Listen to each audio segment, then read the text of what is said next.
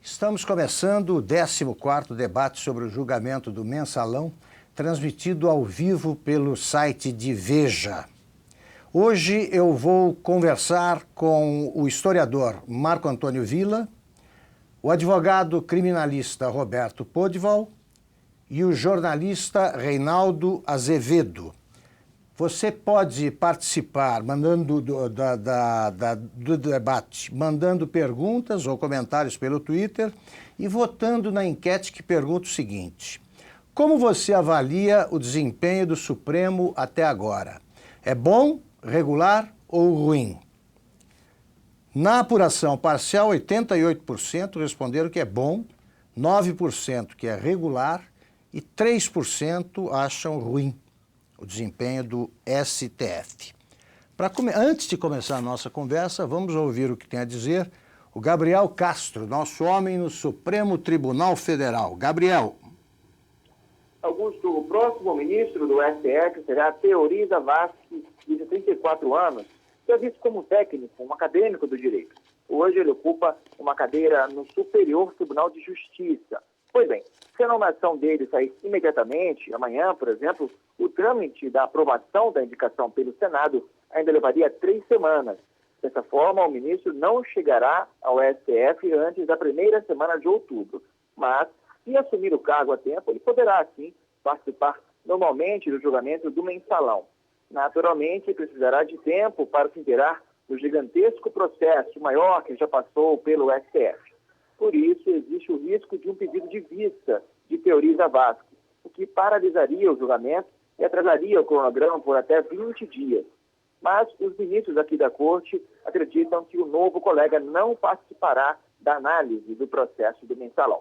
Bom, hoje aqui no STF, o ministro Joaquim Barbosa concluiu mais um trecho de seu voto em que considerou culpados todos os 10 réus citados nesse capítulo da denúncia, que trata da lavagem de dinheiro no esquema operado por Marcos Valério e pelo Banco Rural. Apenas no caso de Aiana Tenório, ligada ao Banco Rural, ele fez uma ressalva e afirmou que, como ela foi absolvida pelo STF do crime de gestão fraudulenta, a acusação de lavagem cai automaticamente, já que não há mais o chamado crime antecedente. Joaquim fez também uma menção importante hoje. Há 2 reuniões entre Cátia Rabelo, então presidente do Banco Rural, e José Disseu, ministro da Casa Civil na ocasião. Quem intermediou os encontros foi Marcos Valério. Cátia e Disseu discutiram a liquidação do Banco Mercantil de Pernambuco, que interessava ao Banco Rural. Joaquim Barbosa enfatizou a ligação desse encontro, no contexto da época, com os crimes cometidos pelos réus, o que é um mau sinal para Disseu. Augusto. Muito obrigado, Gabriel. Bom, vamos ver a imagem do dia que mostra o futuro ministro do Supremo, Theori Zavascki, via expressa, né? A legenda lembra que a presidente Dilma Rousseff levou apenas 7 dias para indicar Zavascki para ocupar a vaga de César Peluso. A Dilma demorou 11 meses para indicar Rosa Weber. Isso significa o quê, Marco Antônio Villa? Bem, Augusto, aí, num país que as instituições funcionassem tranquilamente, seria até um bom sinal, ou seja, você permite que aquele tribunal tenha a sua composição completa. No caso do Brasil, que tem uma história muito particular, que não é um país para iniciantes, como já disseram, especialmente nesse momento do julgamento do Mensalão, pode levantar algumas dúvidas, ou seja, uma tentativa de colocar um outro ministro para que colabore de uma forma ou de outra com algum desejo que o governo tem em relação ao julgamento. Ou seja, não é uma mera especulação, é possível especular, não é uma conspiração, um delírio. Por quê? Porque pode ser que o Gabriel informou que há um trâmite dentro do Senado, de acordo com a Constituição, cabe ao Senado aprovar ou não, apesar que sempre aprovou, a indicação do presidente da República de cerca de 3 semanas, alguma coisa assim, mas nada, nós estamos no Brasil, cujo presidente do Senado é o senhor José Ribamar da Costa, que nem se chama José Sarney, ou seja, ele tem um nome fictício, não é um nome verdadeiro, ou seja, que possa fazer com que a Comissão da Constituição e Justiça apresse e você vote em caráter de urgência urgentíssima, depois do plenário, a designação da Presidente da República. E o ministro assuma, peça vistas, aí é toda uma discussão, não só das 2 sessões, mas que ele tenha o processo ir para o seu gabinete, e como é um processo de somente 50 mil folhas, tal, curto, né, um pequeno processo com mais de 200 volumes, ele possa participar da votação tal qual o regimento permite. Portanto, tudo isso é legal. Se apresente, o presidente do Senado também, o presidente do Supremo vai ter de dar posse legalmente, tudo isso está na Constituição, no regimento, na legislação brasileira. Porém, isso é um golpe. Perfeito. Pô, Edivaldo, isso complica, né? Pode complicar. Pode, mas não acredito. Eu lembro que todos os ministros havia, e a gente falou aqui na semana passada, havia uma preocupação com relação à política dos novos ministros que foram indicados pela Dilma e que votaram até contra muitos dos políticos que aí estão sendo julgados. Então, não me parece... São Rosa Weber e o Luiz Fux. Todo mundo imaginava que pudesse ter ali uma proteção política, vamos dizer assim, por conta da indicação recente. Não teve, é um homem, não está ligado diretamente ao partido, ao PT, é um homem do STJ, com carreira já na magistratura. Não acredito nem que venha, embora possível, legítimo, mas não acredito que venha participar do julgamento. Reinaldo, você até escreveu, né? Escrevi, sobre sim. ele. Olha, Augusto, todas as vezes que eu dei um voto de confiança para petista, eu me dei mal, né? Não é preconceito, é um fato. Mas lá vou eu, né? Eu sou um bicho teimoso, bicho do mato, lá vou eu insistir. Eu realmente não acredito que o ministro indicado, né, ainda não ministro empossado, vá participar do julgamento, né? Eu lembro que atípicas eram as demoras, ou atípica foi a demora para indicar os 2 ministros mais recentes, né? Muito indicar tempo, né? muito Então, tempo. não se pode Aquilo esperar sim é que era ruim, aquilo sim é que era um despropósito. No caso da vaga da Eros Grau, acho que a gente ficou 11 meses sem ministro. A votação do ficha limpa atrasou e o país ficou numa surcia aí nessa questão, porque não tinha o 11º ministro, César Peluso, no caso, se negou a fazer o voto qualificado ali de presidente, e, portanto, a coisa ficou à espera. Então, veja, isto sim era típico. Eu lembro que o Tori, ele estava para ser indicado já na vaga do Fux. O nome dele voltou a ser cogitado por ocasião da vaga preenchida pela Rosa Weber. Portanto, ele era ali, digamos, uma bola que estava perto do pênalti, né, para ser indicado. A indicação está sendo vista nos bastidores do próprio Supremo, ali pelos ministros que zelam pela independência da casa, e também alguns meios jurídicos independentes, está sendo vista como uma aposta da Dilma na independência do Supremo, está sendo vista até como uma resistência da presidente à pressão do petismo para nomear um ministro ligado à casa. Há pressão para indicar, por exemplo, o Zé Eduardo Cardoso, né? Eu acho que se no ritmo em que as coisas vão, e a gente deve falar isso daqui a pouquinho, é claro que o julgamento está demorando demais. Desse jeito também não dá para esperar os digníssimos ministros usarem 6 meses para fazer um julgamento que poderia ser feito em ficar sem ministro do Supremo. Em algum momento vai ter de nomear. Agora, eu não acredito que nada na biografia dele, nada na biografia dele, autoriza a gente a achar que ele pudesse participar do que seria, e estou com Vila, seria uma espécie de conspirata, né? A não ser que ele entrasse para também ser muito rígido e tal, né? Porque também precisa ver que voto ele daria. Mas eu não creio que ele entre nessa.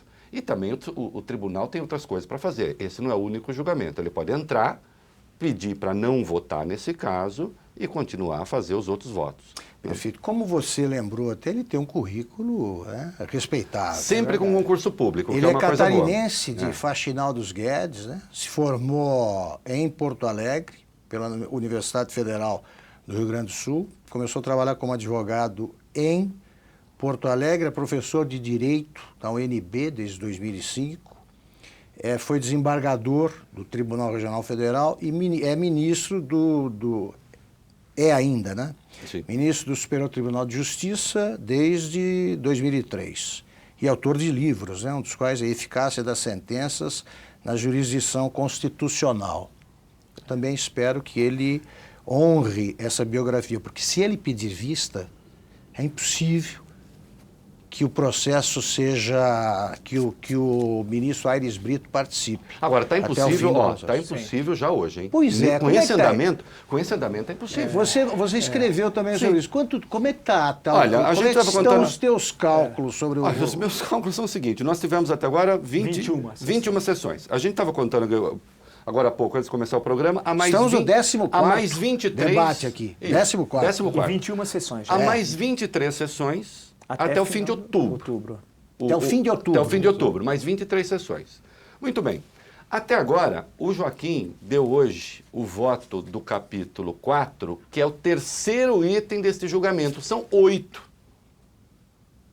Atenção, 21 sessões até agora para se votar em 3 capítulos, de um total de 8. Não é? E este ainda está incompleto, porque agora falta o Lewandowski, que certamente vai usar um dia inteiro. Porque Como virou você assim, disse, vem por aí itens muito mais complicados o e item demorados. 6 o item 6, que é onde está o Dirceu, está o Dirceu, está o Delúbio, que é o da corrupção ativa, entre outros, tem corrupção ativa ali, é enorme. Tem o 6.1, 6.2, 6.3, 6.4, todos nessa subidos. conta o dobro, né? No mínimo, o dobro do que já foi. O item 2, que é o de formação de quadrilha, que vai dar um debate, o doutor pode votar aqui, vai dar um debate infernal se esse crime existe mesmo ou não existe. Vai ser. Olha, neste ritmo, o Brito não participa. Que se aposenta no início de Não novembro. participa. E aí tem um problema, porque ainda que participe... Não participa da dosimetria. Quer dizer, da dosimetria não. E aí cria um problema também, porque com 2 ministros a menos, embora o regulamento permite, e aí o ministro lá sem votar, um segundo empossado, isso tumultua, no mínimo tumultua. Olha, é uma complicação. Por que o meu ministro Joaquim Barros não resume esse Eu voto? acho que essa Pois é, eu acho que a partir essa é a questão central, porque a gente, quer dizer, claro, tem toda essa confusão. Se aposenta também o Aires Brito, aí o Joaquim vai assumir a presidência, É muito deixa de ser relator, exato. aí o revisor vai deixar de ser revisor, vai ser vice. Aliás, para esclarecer isso, que é uma das dúvidas de quem nos acompanha. Se ele assume a presidência, ele deixa a relatoria? Ele deixa a E relatoria. quem né? assume? Aí é que Quem vira relator? Porque tem o sorteio. Normalmente quem Ele vira... não é obrigado a né? deixar, mas fica quase impossível. porque aí você tem... Porque para ser escolhido relator é um sorteio... Ele conduz o julgamento? Não deixaria.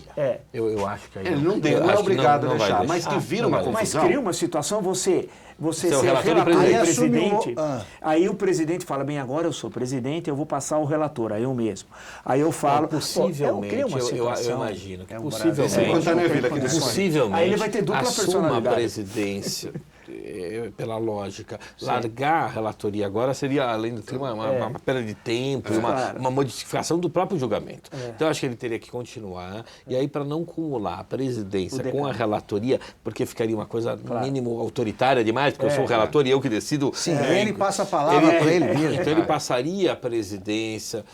Talvez aqui, porque também o revisor também seria o também não vice. pode, tem que passar pro decano. Poderia passar pro decano, E aí o seria as melhores a melhor solução era o Aí vai decano assumir a complicar. presidência. Não, se o decano assume, aí a coisa vai demorar um pouco mais. Mas aí tem uma experiência de Ele é tribunal, ótimo, mas tem uma experiência de tribunal diferente. Mas perceba toda a confusão, é verdade, eu acho que seria a a melhor saída saída. me parece mais- Melhor saída. Agora vem cá, gente, Tudo isso olha, porque não tem ritmo. Aí voltamos a uma questão lá nos primeiros programas, o Aires Brito deveria ter feito aquela reunião administrativa no início do Pois julgamento. faça agora, Que foi feito quando da aceitação, o recebimento da denúncia em 2005. Né, que foram 4 sessões, ter organizado, não é possível, tem de fazer agora, claro, porque nesse ritmo, a questão é o seguinte, você não termina nem no início de novembro, e olha lá, se não passar o mês de novembro, E difícil porque a fazer situação, agora. porque tem a dosimetria, quando é que vai ser? E o acórdão, quando é que vai ser publicado? em 2014? Está começando a dar previsão do Márcio Tomás Bastos. Isso aqui vai... Olha, e atenção, só está nas mãos... É surrealista. Só está nas mãos do Joaquim e do Lewandowski. Os outros 8 ministros se comportaram exemplarmente. A Carmen Lúcia é um dos melhores exemplos. A Carmen Lúcia de uma rapidez extraordinária. Os outros, o Celso de Mello, um pouco mais ali, com o Otávio Augusto e tal. Mas o outro Otávio Augusto, eu prefiro o Augusto Nunes. Eles estão indo bem. Agora, esses dois, chegou até, né, Vila? A gente até brincou aqui com o negócio, sem curto o meu, quem curta o seu. Sem querer parecer desrespeitoso, mas agora virou assim, sem cumprir do seu, quem cumprir do meu. Quer dizer, virou É um completo absurdo. É um absurdo total. Quando a gente sabe que todos os votos estão redigidos. Todos os votos estão redigidos. Entrega. Mas aí, o que é que está acontecendo? A TV Justiça é uma coisa muito boa, é bom o povo acompanhar tudo isso agora, é porque tem plateia que esse negócio se estende e não há outra explicação, porque eles estão falando para os ministros, em tese. Mas então entrega o voto para o ministro. Mas tem as questões políticas também daqueles Até porque eu entendo direitinho o que a Carmen Lúcia faz. Sim, claro. Mas eu acho que, inclusive, acho que caberia também aos ministros que já votaram fazer o que o Luiz Fux fez, disponibilizar o voto. Eu acho que isso é uma coisa muito importante. Já que nós estamos falando tanto em transparência, votou, disponibiliza, todo mundo pode ler e tal, não só aqueles que estão lá, os advogados, evidentemente. Carmen Lúcia está fazendo isso também. Eu acho importante. Tem que precisa ler. Né? Agora, eu acho que está faltando bom senso, e aí são os mais velhos. Não, o primeiro, claro, o presidente por ser presidente, que é o Aires Brito. Mas eu acho que o decano e o Marco Aurélio, especialmente, eles têm de conversar com o conjunto dos ministros e voltar àquilo que tinham falado em certo momento no item, no início, né?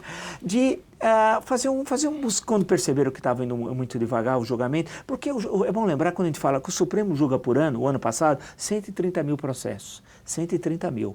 Eu estou arredondando, foi um pouco mais, inclusive. 130 mil. Puxa vida, tem alguns ministros... Aumenta cada ano. Aumenta cada ano. Tem ministros que são do Tribunal Superior Eleitoral, como a própria Carmen Lúcia e mais dois. Ela, no caso, é presidente e tal. Tem uma eleição a caminho, né? A caminho aqui. Você imagina uma eleição em outubro? Imagina em outubro. Os problemas que vão ter entre... Vai pegar o segundo turno.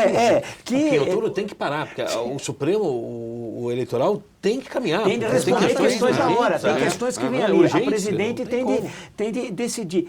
Olha a situação que, por que não teve aquela reunião no início para organizar, está gerando. Agora, nunca é tarde para colocar o trem nos trilhos. Então, a solução é essa reunião e fazer com que os dois, eu acho que é o relator e o revisor, especialmente o revisor, né, sejam breves. Agora, cabe ao relator, hoje tudo que foi dito, que novidade foi essa? Uma grande novidade. A questão de hoje é surrealista pelo seguinte.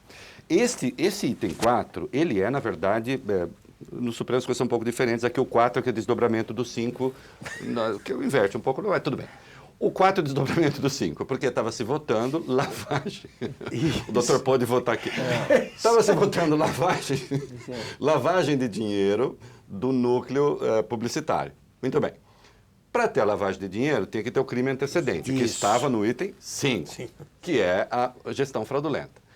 Por 10-0, o tribunal já disse, houve gestão fraudulenta, condenou Cátia Rabelo e o Salgado 10-0. O Vinícius Savarani 8-2. E a moça lá, a Iana Tenório, que se livrou. Muito bem. Então, houve gestão fraudulenta. Crime antecedente. Houve. O tribunal concordou.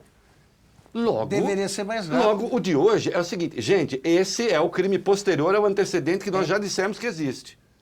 Eu achei que meia hora se dá conta do recado, meu amigo. 1 hora se dá conta do recado. Você está certo. Dá para terminar isso hoje. Tanto que a Ayana saiu fora. Perfeito. Por decisão do próprio Joaquim, por quê? O próprio Joaquim disse, olha, ela foi absolvida do crime antecedente, eu não posso... Não pode aqui, claro. Pronto, acabou.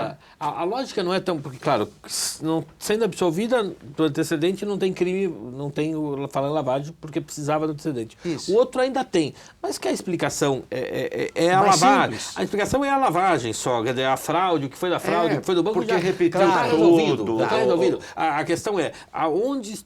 se tem lavagem e no que ela configurou. Quer dizer, esse dinheiro que veio da onde, era lícito ou não, a origem é boa ou não. A discussão era só essa. Quer dizer, não, e não é isso, pô. E a gente ouviu de novo, né? Ouviu com o julgamento. Todas as histórias de novo. As histórias contadas todas as outra histórias vez. contadas. Vamos para a frase do dia. É da ex-ministra e ex-presidente do Supremo Tribunal Federal, Ellen Grace, que disse o seguinte, em uma entrevista ao site de Veja, ao editor executivo Carlos Graeb. Quando eu estava no tribunal, ele vivia um momento de liberalismo excessivo, tornando quase impossível obter condenações. Acredito que agora encontrou uma posição mais equilibrada. É isso que eu já vi jornalistas chamando de viés de condenação. É dose, né? Bom, vamos ver também como é que está a situação dos réus que dirigem o Banco Rural, né? Cátia Rabelo, José Roberto Salgado, Vinícius Amarani e Ayana Tenório. É o que já foi julgado, que está em julgamento, se foi condenado, absolvido. É uma situação complicada do banco, né? Quando a gente vai vendo... O banco até criou dentro do seu site um link para defender os seus diretores e a presidente, chama Em Defesa do Banco Rural, tem lá no link do banco. Então eles vão atualizando e tal, mas a situação é complicada. Quando atualiza, piora, né? Não há a menor chance de, nesse caso de lavagem de dinheiro, eles escaparem. A cúpula do rural, não há. Exceção feita a Ayana Tenório, que já está livre. Bom, agora eu queria que o Podvo esclarecesse o seguinte, que vários dos espectadores do nosso debate, eles querem saber de delação premiada. Falam, Marcos Valério pode pedir delação premiada, quem propõe, se é a Procuradoria-Geral, se é o Ministério Público, se é o advogado, quem é que propõe e se isso é possível ainda agora, Podvo? Na prática, normalmente o Ministério Público oferece, propõe a delação, pode o réu, através do seu advogado, ir buscar ou procurar o Ministério Público com interesse na delação. A delação serve para você passar informações que a acusação entende necessária para poder acusar uma pessoa ou outra. Aqui o processo já se encerrou, quer dizer, a fase toda de instrução acabou, nós estamos no meio de um julgamento. Imaginar a possibilidade de uma delação que perde o sentido, porque já estamos com alguns julgados, com alguns condenados, independentemente da informação. Quer dizer, o Ministério Público ofereceu a denúncia e pediu a condenação de todos, entendendo que já tinha prova suficiente, porque senão ele não chegaria à denúncia. Então, quando ele denuncia e depois afirma nas alegações a própria denúncia pedindo a condenação, porque ele tem prova suficiente, na visão dele, para condenar as pessoas. Hoje a delação era absolutamente desnecessária. É uma falsa questão, isso falsa não existe. questão. Nesse momento, impossível. Parar o julgamento por conta de uma delação para afirmar o que a acusação já tem, porque ela pediu a condenação porque ela entendia que tinha provas para isso. Perfeito. Se tivesse, por exemplo, num caso de pedir a absolvição de todos, porque ela não conseguiu elementos de prova, poderia ser diferente. Mas acho que nem nessa fase, na fase do julgamento, você não pode interromper o julgamento para fazer uma prova, nesse caso, desnecessária. Agora, só uma lembrancinha curta aí, Augusto. Eu lembro que existe o processo do BMG correndo na primeira instância da Justiça Federal de Minas, com coisas muito parecidas com essas que estão sendo julgadas no Supremo, que tem, em alguns casos, os mesmos réus, no caso do Valério e dos sócios, que, uma vez definido o julgamento no STF, eu não estou dizendo que necessariamente o tribunal lá precisa seguir o STF, mas você cria um norte, pelo menos. E, neste caso, ainda é possível. Né? Nesse caso. Naquele caso do BMG. Naquele caso, sim. A delação premiada. Vou aproveitar e ler aqui dois comentários, né, de telespectadores que votaram na enquete. O Lucas Citron, que é também uma questão a resolver aqui, diz que o STF tem saído bem no julgamento, mas espera continuar assim quando forem julgados os partidos. Partidos não serão julgados, né? Não. Isso não existe. Pessoa física. Perfeito. E o Francisco Leite diz que os ministros estão condenando e inocentando de goleada, como espera a sociedade. Comentários. Pois bem, o presidente Lula disse no começo do julgamento que ele estava mais interessado na novela. É verdade. Né? E na Olimpíada. A Olimpíada acabou, não se referiu a essa Paralimpíada e agora se interessou pelo mensalão. E o candidato a prefeito de São Paulo, Fernando Haddad, está muito incomodado porque o Fernando Henrique, o próprio José Serra, abordaram esse tema. Eu pergunto a vocês, como não falar no mensalão? Era o que a gente dizia. Por que não falar no mensalão? Por que é uma coisa desleal falar do negócio que está acontecendo? Aliás, o que vocês acham? Vergonhoso era o silêncio. Exatamente. Vergonhoso era o silêncio. O Vila, comentamos aqui várias vezes, porque é que nunca apareceu um representante da oposição lá no tribunal para assistir o julgamento, porque isso, no fundo, revela uma tática de tomada do poder, de conquista do Estado. Isso foi um dos métodos usados para essa conquista do Estado, e é isso que está sendo julgado. É evidente que a oposição tem mais, não é que tem o dever de tratar dessa questão, assim como o PT já passou a explorar o mensalão mineiro em Minas. Né? O que é chamado mensalão do PSDB. Tem todo o direito, faz E quando o que houver quiser. o julgamento e quando essas questões esquentarem, é evidente que eles vão tratar. A política é isso mesmo, meu amigo. A política trata e deve tratar das questões que dizem respeito à sociedade. Ora essa. Agora nós vamos falar, não vamos tocar no mensalão, coitados dos petistas. Por quê? Os petistas criminalizaram até ações que não eram criminalizáveis dos tucanos. Por exemplo, as privatizações foram submetidas à vara, embora não tenha tido processo de legalidade nenhum. Né? Quer dizer que agora não pode? Claro que Pode e deve. Claro, Né? claro. Eu acho que essa questão, se o PT tivesse na oposição, fosse o inverso, Imagina. ele já tinha posto fogo no país e tal, né? Por questões muito menores, já tinha fez isso no passado, quando era oposição. O estranho, realmente, é como que demorou, especialmente para o PSDB, que é o maior partido de oposição, uma oposição tão tímida no Brasil, numericamente no Congresso Nacional tão pequena, né? Que tivesse uma atuação mais agressiva, aproveitando disso para discutir, e isso é absolutamente legítimo em termos políticos, a discussão da ética e da moralidade pública. Afinal, nós estamos discutindo a eleição em mais de 5.600 municípios brasileiros, e você está falando em gerir os recursos públicos, que há tanta discussão sobre isso, e o mensalão foi uma tentativa de verdadeiro assalto ao Estado, de assalto ao céu. Agora, é importante também destacar, lembrar, no decorrer de todo esse processo, que em certo momento, no início do julgamento, houve até uma tentativa de proibir o uso da palavra mensalão, né? A gente não pode deixar de esquecer quando um grupo de advogados ligados ao Partido dos Trabalhadores disse o seguinte, não, tem de ser tratado por ação penal 470 e não mensalão, né? E aí era uma coisa estranha. Que é como a Haddad chama, ação penal 470. Ação penal 470, ou seja, isso é um uso político, isso faz parte da política. Estranho que tenha demorado tanto. E no caso de São Paulo e das grandes cidades, isso vai ser trabalhado, tem de ser discutido, assim como em Minas Gerais, eu acho que tem de ser feito mesmo, se eu estivesse lá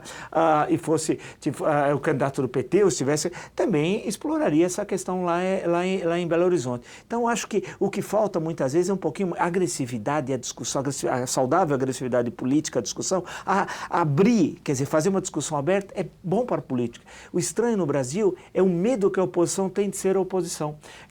Basta pegar uma dessa pessoa e ir lá na Câmara dos Comuns, na Inglaterra, assistir uma sessão e ver o que é a oposição, desancando a crítica no governo e o governo se levantando a 3, 4 metros ali, na Câmara dos Comuns e defendendo o governo. É assim que funciona. Na Espanha é assim que funciona. O primeiro-ministro fica com o líder da oposição cara a cara, e um acaba com o outro, E isso aí alguém, se fosse no Brasil, eu falo, puxa, que falta de educação, né? Não, política é assim, cada um defende a sua gestão, o outro defende a sua proposta e diz que ele vai ser o melhor gestor que o outro. É assim, política. Infelizmente não tivemos oposição.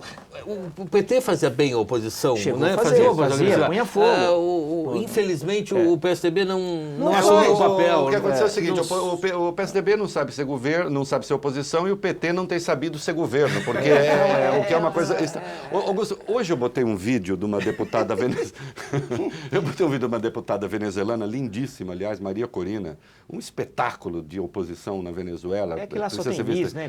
Mas ela é linda, ela é inteligente, e num dado momento, professor Marco Antônio Villa, ela disse meio um ar estupefaciente, assim, disse, olha, a oposição na Venezuela tem apenas 40% das cadeiras na Assembleia. Atenção, no Brasil tem 18%. O Brasil tem a menor oposição, acho, do mundo. É a menor. Do mundo, nem na ditadura, na proto-ditadura venezuelana, a moça está reclamando que a oposição na Venezuela tem só 40% das cadeiras. No Brasil tem 18%. E mesmo assim ainda é essa oposição elegante, educada. Né? Antes das considerações finais aqui de vocês, eu quero lembrar o seguinte, Fernando Henrique tinha tomado posse havia menos de um mês, quando Tarso Genro, que agora se apresenta como responsável pela indicação do ministro do Superior Tribunal de Justiça, ele lançou a campanha Fora FHC. Dia 19 de janeiro de 1990, na reeleição do Fernando Henrique, 99. 19 de janeiro de 99. E escreveu o artigo na Folha dizendo isso, está registrado. Cobrando a renúncia. Exato. Então, queria ouvir o que vocês têm a dizer sobre qualquer assunto, inclusive este. Eu acho que é o seguinte, eu acho que a relação entre justiça e política, isso ocorre em qualquer país do mundo, tal. Eu acho que há sempre uma discussão sobre o papel das Supremas Cortes, isso é muito saudável. Dissemos aqui num dos encontros que o judiciário está sendo apresentado para o povo brasileiro, as pessoas entendem mais ou menos como funciona o executivo, mais ou menos como funciona o legislativo, mas ninguém sabe nada do judiciário. Está sendo apresentado, claro que é um longo processo de apresentação, não é só agora. Por isso que podia se apresentar com mais velocidade. Mais velocidade. Está apresentando ao menos lá de cima do andar superior da principal corte, mas isso é muito importante, isso é muito saudável.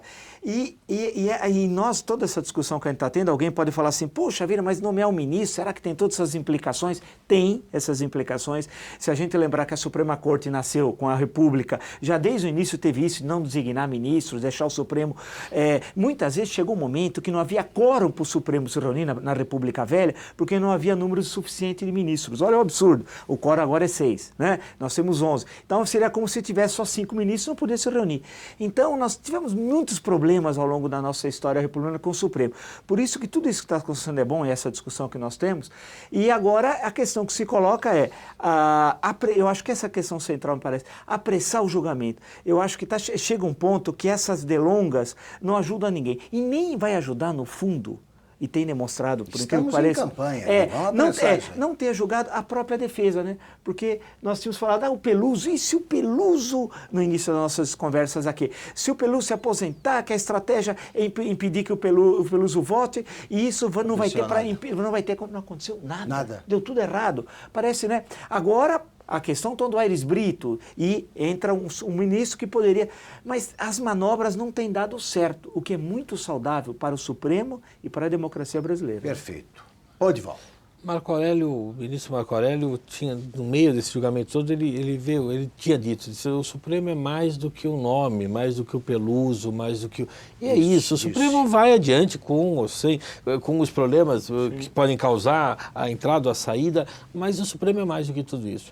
Eu acho que a escolha foi muito salutar, acho que é um nome... Falavam-se nomes, aqui sem demérito a ninguém, de nomes absolutamente ligados ao partido político, ao PT. Poderia ter sido indicado um desses nomes, era absolutamente possível, estaria aí, não foi o que a gente viu. Ao contrário, indicou-se um ministro de carreira, um ministro gaúcho, e a justiça, para quem advoga aí no Brasil todo, a justiça do Rio Grande do Sul é maravilhosa, e sustentar lá é um prazer, eles tratam os advogados de uma forma muito democrática, muito aberta, é uma lição para a justiça até de São Paulo. Então, acho, e a escolha foi absolutamente não política, foi uma escolha dentro do mundo jurídico, de conhecimento técnico. Acho que está de parabéns. Perfeito. Acho que a gente Reinaldo. vai bem. Olha, eu queria lembrar até aos nossos espectadores, os leitores do blog, que muitas vezes reclamam da forma de indicação do ministro do Supremo. A forma de indicação do ministro do Supremo não há nada de errado com ela. É bom que seja indicado pelo presidente da República ou pelo primeiro-ministro, no caso. É assim em quase todo mundo democrático. Melhor, né? Não há nenhuma melhor do que essa, porque é preciso lembrar que a presidente Dilma, eu não votei nela, mas ela é a presidente legítima do Brasil. Não é? Ela foi eleita pela maioria dos brasileiros. Ela representa o Estado brasileiro, o governo brasileiro. No pronunciamento de 7 de setembro ela foi muito mal, mas de qualquer modo ela continua a representar, né? Ela tem um papel institucional e, portanto, quando ela indica um representante do Supremo, de algum modo, ela indica investida pelos milhões de votos que teve, né? Pela legitimidade do cargo. A ideia de que pudesse ser indicado por uma corporação de ofício, pelo grupo dos juízes, pelo grupo dos... não é uma boa ideia, porque aí sim seria corporativismo. Né? Agora, cabe a um outro poder eleito, que é exatamente o Senado, no caso, os senadores, cabe aos senadores, que é uma parte do Congresso, a Câmara Alta brasileira, ir lá e fazer, sim, cumprir o seu papel, que é fazer a devida indagação ao ministro, fazer as perguntas que têm de ser feitas. Isto legitima o ministro. Né? E, olha, o Supremo há problemas aqui e ali, mas ele tem andado. Agora, no caso do julgamento, é preciso sim que essa coisa se desenvolva. Aquela máxima do ministro Celso de Mello, o acalma-te na pressa, né? O festina lente do Augusto, o Otávio, não, o Nunes, né? Tem de ser o contrário. É isso aí. Apressa-te na calma. Quer dizer, vamos ter calma, mas vamos ter calma com a devida responsabilidade para fazer esse negócio andar. Não é o que está acontecendo. Né? Então tem de fazer essa coisa se desenvolver, andar mais depressa para o país também mudar de assunto e começar a tratar de outras coisas. Perfeito. Bom, eu dou aqui o resultado final da enquete. 88% dos que nos acompanham acham bom o desempenho do Supremo até agora. 9% acham regular e 3% acham ruim. Terminamos aqui o 14º debate sobre o julgamento do Mensalão, transmitido ao vivo pelo site de Veja. Muito obrigado, Reinaldo, obrigado, Podval, obrigado, Vila. Voltaremos na quarta-feira, assim que terminar a sessão do STF. Muito obrigado e até lá.